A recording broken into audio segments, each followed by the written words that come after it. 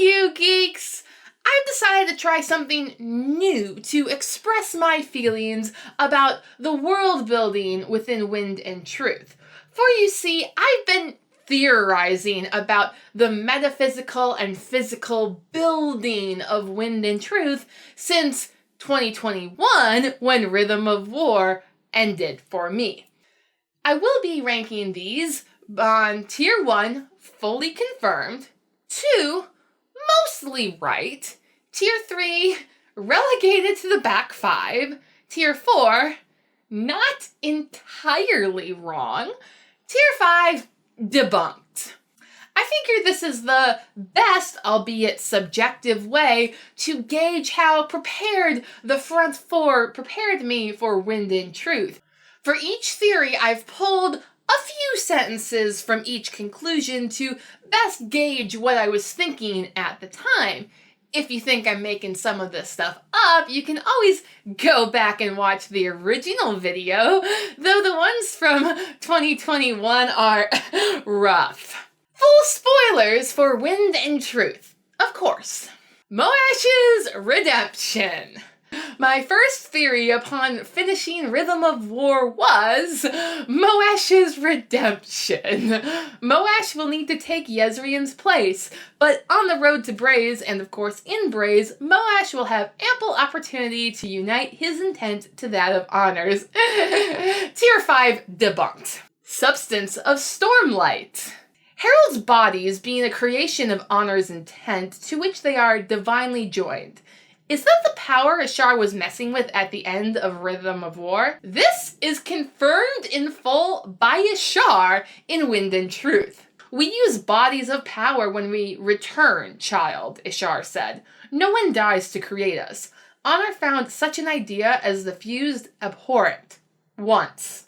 Sound of Stormlight. Dawn Shards might be like the Van Allen belts. Besides having a song of their own, a Dawn Shard would be able to direct and amplify the raw investiture into brilliant light shows. Investiture is a sort of plasma that will easily travel through space. We know that it does not travel well through the cognitive realm. The Van Allen belts are what makes up Earth's magnetic field.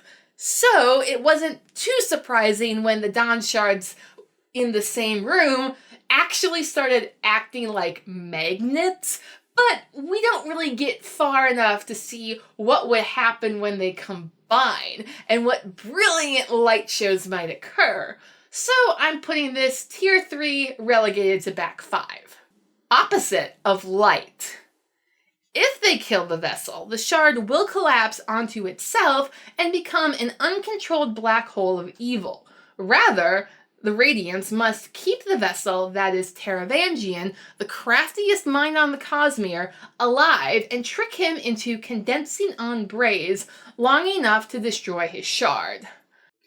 This might be mechanically possible, but I don't see this as the route that Sanderson is going to take in the back 5, and it seems like Wind and Truth has debunked 2 of its main premises. First being that without a holder, a shard is going to collapse in on itself and mechanically become a black hole.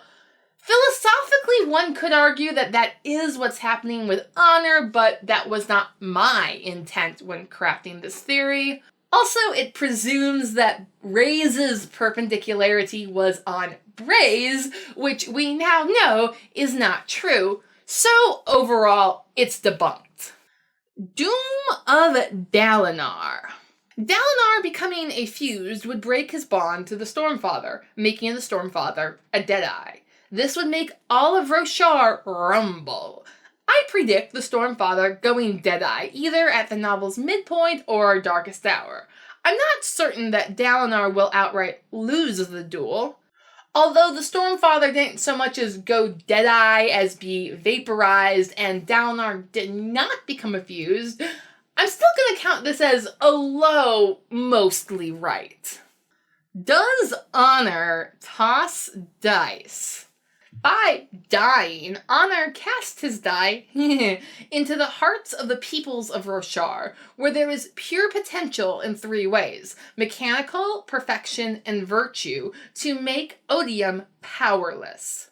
Insofar as my original imagining that this is what Honor did sometime between Aharietiam, the Recreants, and his death, I was 100% wrong. But if we consider what Dalinar actually did while holding the Shard of Honor, today Dalinar had seen true honor, as Adolin stood for Aesir, and Renarin set right a terrible wrong, and Yasna picked herself up from failure, and Shallan rose above what had been done to her, and Kaladin? I can't stop Odium, Dalinar whispered a plan for me, but they can. You can't defeat me. No, I know. But he can. I was so unwittingly right. It is almost terrifying. Here I had focused on the relationship between honor, else callers, and quantum mechanics, and Einstein's famous quote, "God does not toss dice," in relating to debunking quantum mechanics. He was wrong.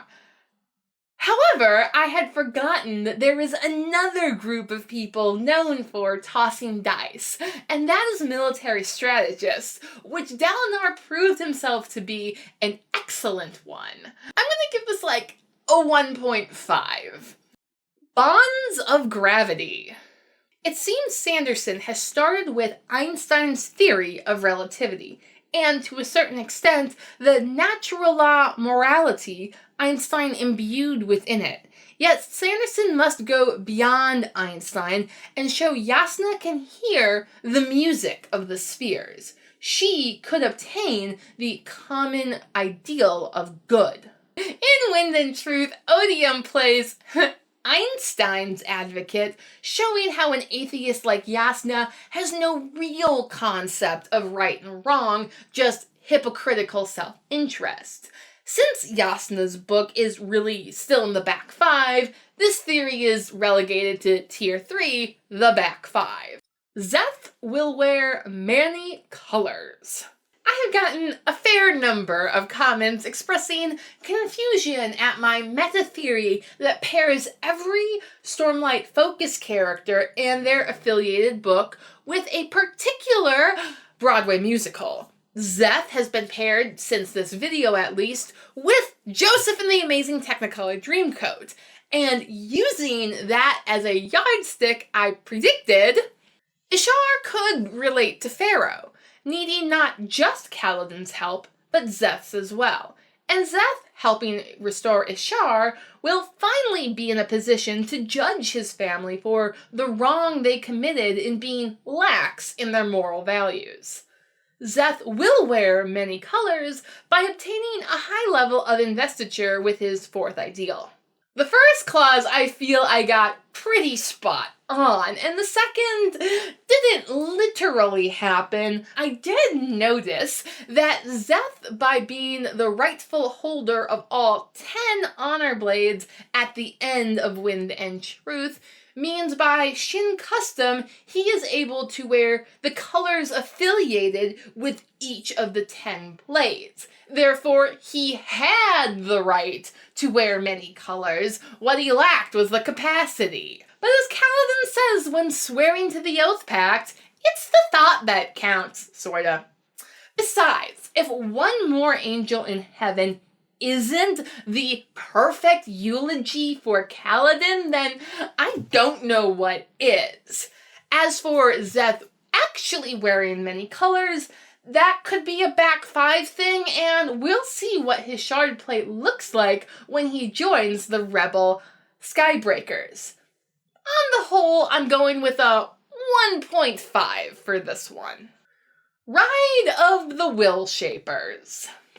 In the hour when the power of honor seems to fail, the deeper magic, the power of Adonalsium itself, will remember their plight, eventually, in the form of the listeners charging in on chasm fiends to save the tactical stronghold of the war camp. I'm really proud of calling that Sanderson would rely on the deeper magic before the shattering to fix the whole lack of honor thing, but Venli and the listeners ain't friends with the humans quite yet, so this is not entirely wrong, Tier 4.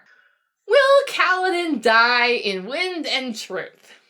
For such a simple question, I incorporated a lot of sub-theories into this one, including that Shannarach was Shallan's mother, but since that theory didn't originate with me, I'm not judging it here. Unless Moash gets some daredevil or force-sensitive ninja powers, he's going to be useless in a fight. True. A herald, even without their honor blade, is able to take a shard bearer. Also true. Kaladin protects Shallan as she releases Ba-Eta Mishram. A fight between Shannarach and Kaladin occurs because she seeks vengeance for the death of her son, and Cal might lose this fight. Kaladin does almost lose a fight to a herald. Vair sacrifices himself for Kaladin by drawing enough Stormlight to stop Shanna and destroy himself with the power. Moash would take Yezrian's place, or perhaps he and Kaladin would share it, departing after the battle to unite and heal the heralds by wandering Roshar. I think the worst death Kaladin will suffer is to be promoted to Cognitive Shadow. Not that it will be particularly pleasant getting there. True. My consistent reliance on my theory that Moash would be redeemed in Book 5 that has been thoroughly debunked is what pushes this theory down to a Tier 4, not entirely wrong. Odium's champion, Ishar theory. The wicked thing of eminence was from some rogues within the Radiant Orders. Was Ishar asserting his eminence over the night, or Malishi is a pseudonym for Ishar? We should view the history of man as Ishar's resume when applying to be Odium's champion, or perhaps Odium's sleeper agent. I say he's highly qualified. The sub-theories here and my mistrust of Malishi is what kept me focused on the Bondsmith when Brandon Sanderson was trying to read interference with the whole mistrust the Windrunner John Smith gambit.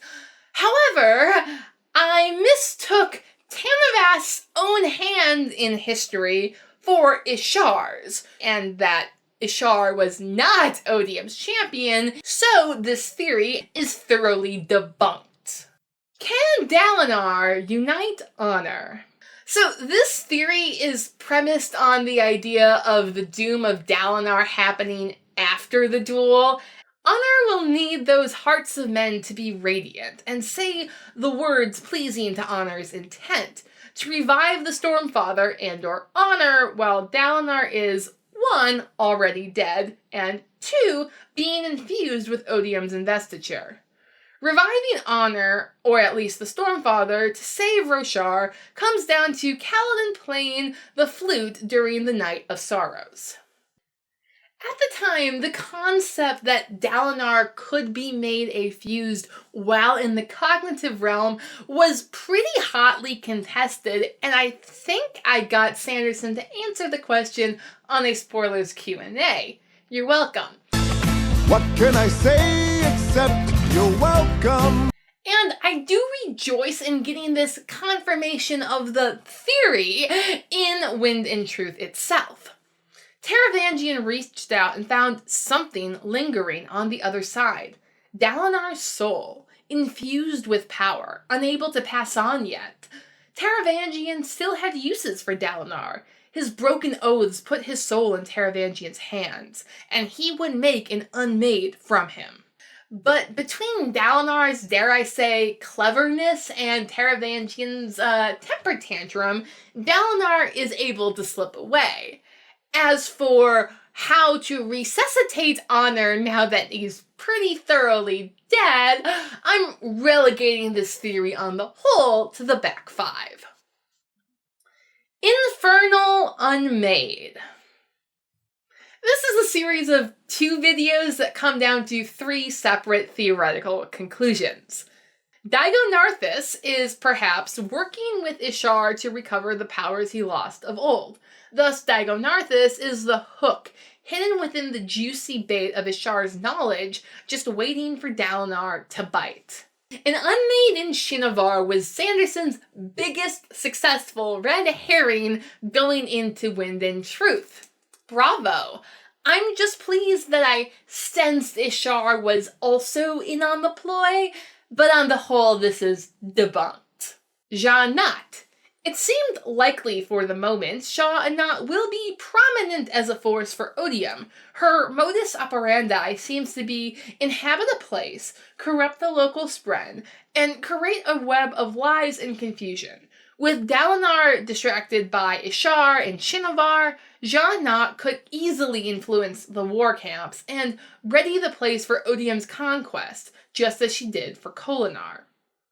I was surprised at how aloof Sja-anat remained from Taravangian Odium during this book, despite the fact that she helped put the man on the shard.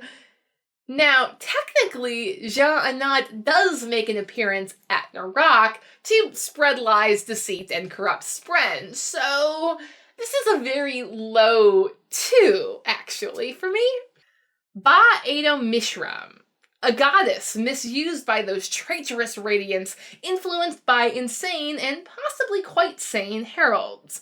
The release of Ba-Ado Mishram may bring Roshar back into balance, but the balance may come at the cost of epoch-ending cataclysm, perhaps brought about not by her will, but merely the seasons writing themselves. This was confirmed in full, tier number 1. Though, if she did write the seasons and cause certain cataclysms, whatever Retribution was doing at the time really unmade that. How to fix the Oath Pact.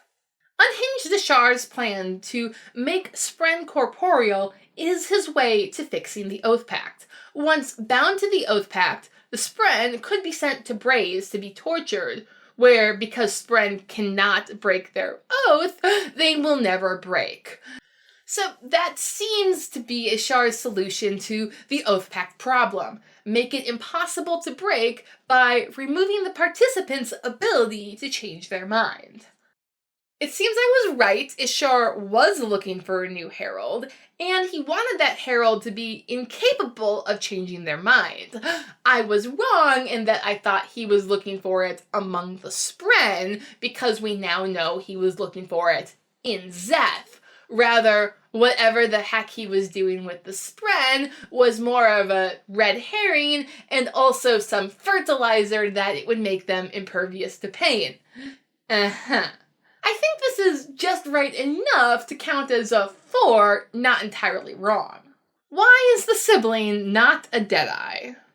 Malishi was so impressed that Ishar, his namesake herald, descended from on high to order the capture of Ba-Ado Mishram. Malishi then broke his oaths to the sibling first, got an honor blade, and then trapped the Unmade. If I exchanged Tanavast for Ishar in this theory, it would be so close to right. I think we had the pre-preview version of Shallan's first chapters to know that Ba-Ado Mishram was locked in the spiritual realm, so that is why I concocted Malishi getting the Bondsmith Honor Blade that was debunked. Winner, chicken dinner to someone in that video's comments who theorized that Malishi died without breaking his oaths, but on the whole, I view my version as thoroughly debunked. What caused the recreants? Ishar, to stop the changes of Roshar, the give and take of its gods, acted to destroy Nat-Naten and Ba-Ado Mishram in one fell blow. Capturing Ba-Ado Mishram and dividing the realms may have stopped the desolations of the season and their spren for centuries. Again, this could be mostly right if I changed Ishar for Tanavast, but I kept it as Ishar, because really, who saw Tanavast coming? Let me know down in the comments. Also, this was based on my misapprehension that capturing Ba-Eta Mishram is what shattered the plains, and we know that it did not, so thoroughly debunked on the whole. Renarin Ghostblood theorized that it was the Ghostbloods and not Renarin who sent Taravangian, the corrupted Windspren, to get Odium to attend his own assassination, because Mraize, who has a long interest in the Unmade and Ja-Anat, surely he could be persuaded that assassinating Odium would bring an end to the war, and by its end, usher in peace and profitable investiture trade in the cognitive realm. Right? There's no way this is going to totally backfire on them. With Mraize and Iyatil gaining enlightened Radiant Spren and their powers sometime before Wind and Truth began, it's clear that they had more dealings with Ja-Anat than we were originally led to believe, and them being in on the plan to assassinate Odium could have been one of them. But that's still a perhaps. So I think this may be confirmed by Ja-Anat or one of her Spren in a later book, or perhaps in the Stormlight Lost Tales story decks. And if that happens at a Dragonsteel, my gloves are off. What shattered the plains? At this point, I realized I was wrong and that Ba-Eta Mishram's capture could not have caused the shattering of the plains because the timing did not add up. The last Legion, the listeners, left a few desolations before the one that ended in Aharietiam, but not too far removed, at about the same time Stormseat fell.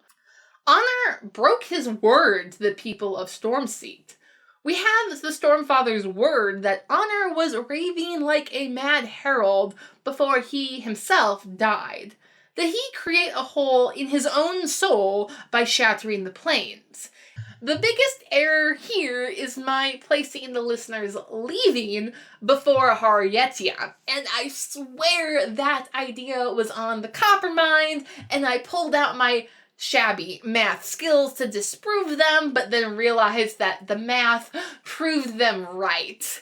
This might be the biggest problem that Sanderson has in his world building, was the confusion about the timing here, but that's also a very real historical problem, and it's not like our sources, the Stones, are great at distinguishing human concepts of time anyway.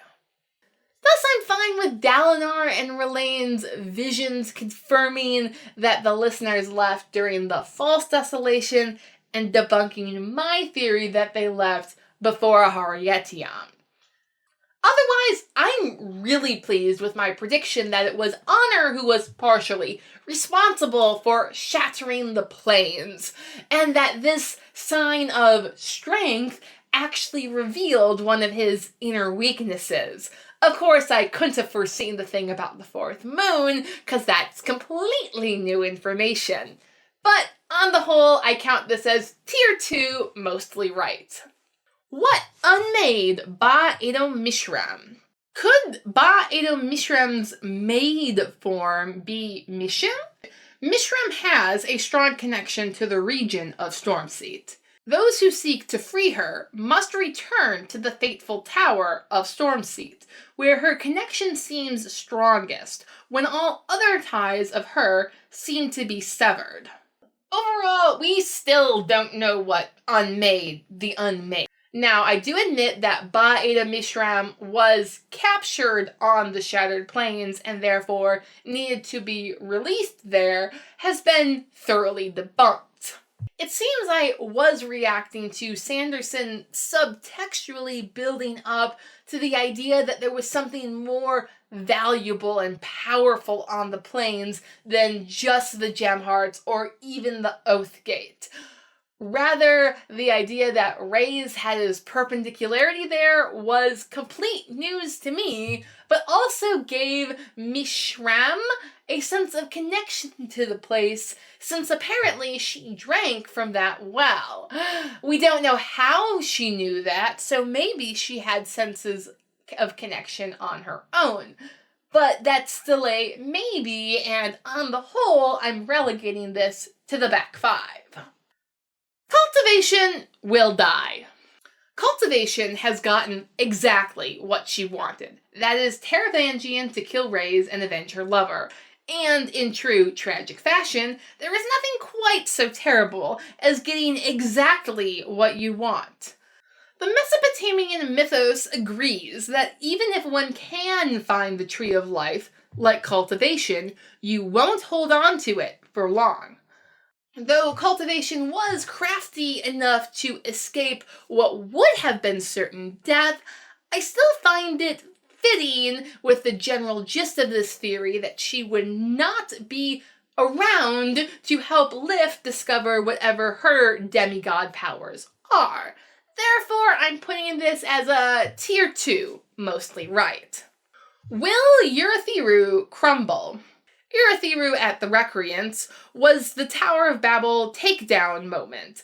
Now that it's risen again, I think there's a pretty good chance that Urithiru will survive the Duel of the Champions and survive to be the launching ground for Team Honor to wage war in heaven in the back five. I do feel like that has already occurred, as Dalinar's little maneuver was basically the shot heard round the Cosmere, which has begun the War of the Shards. Also, this still fits with the Pilgrim's Progress between Purgatorio and Paradiso, where he launches from the top of Purgatory to get into heaven. Heaven in Paradiso is in space! While I was overly optimistic that Urithiru wouldn't crumble in the metaphorical sense of the coalition crumbling, because it totally did, that was not made explicit in my theory, and I am going to disregard it. Take the win, tier 1, fully realized. Thank you very much. For me, I'm very happy that Sanderson chose to develop the major points of Wind and Truth from the nuggets he had spaced out before, and I had caught at least some of them. Now, let me know your thoughts down in the comments. Do you feel like Wind and Truth grew organically or came right out of left field? As for those things that were new in Wind and Truth, I will have, of course, more videos coming soon. Thanks for watching! Bye! Please like, share, and subscribe.